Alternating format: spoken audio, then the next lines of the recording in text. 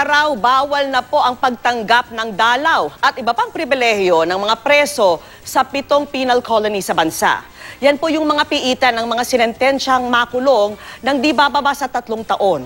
Ang dahilan niyan ay ang patuloy raw na pagpasok ng mga kontrabando sa mga kulungan. Nitong weekend lang, nasamsam ang halos 200 milyong pisong halaga ng shabu na itinutulak daw ng isang preso ng Bilibid na may access sa internet. Nakatutok si June Veneracion.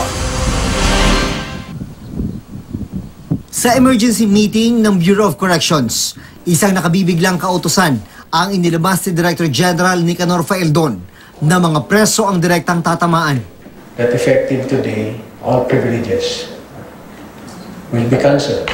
Dahil kansilado na ang mga pribilehyo ng mga preso, bawal na ang mga bisita, bawal na rin ang mga recreational activity gaya ng paglalaro ng basketball. Mahigit 45,000 inmates ang nakakulong sa 7 penal colony sa buong bansa. Lahat sila ay maapektuhan ng kautusan na kansilado ang lahat ng kanilang mga pribilehiyo.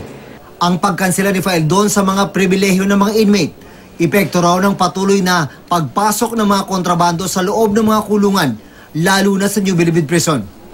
Patunay raw dito ang mga nakukumpiska sa mga surprise inspection. Nadismaya si Faeldon dahil meron na raw silang kasunduan ng mga leader ng mga preso na makikipagtulungan sila sa pagtuwid sa baluktot na sistema sa kulungan. So yung initially na 100% na usapang maghinoo, ay bumababa kasi parang hindi naman sila seryoso doon sa pagtulong sa atin na i-police yung rank nila. Because we asked them to police their ranks. This is the first time that the privileges of inmates will be cancelled nationwide. Inaasahan ng Bureau of Corrections na maraming inmate at mga kamag-anak ang magagalit, lalo na bukas na simula na naman ang araw ng dalaw. Miyerkules hanggang Linggo ang regular na pagtanggap ng bisita ng mga bilanggo. Kasama rin sa dahilan ng cancellation of privileges ang napabalitang impormasyon ng PNP ng drug convict na si Rustico Igot na nakakulong ngayon sa maximum security compound ng Bilibid. Nagkaroon daw ng drug transaction sa kanyang mga contacts sa Cebu gamit ang internet. Nakapag-video call pang araw ito. Ginalugad kahapon ang kulungan ni Igot, isang cellphone na nakuha. Inilipat siya sa isang preventive cell kung saan mas limitado at mas mababantayan ang kanyang mga galaw.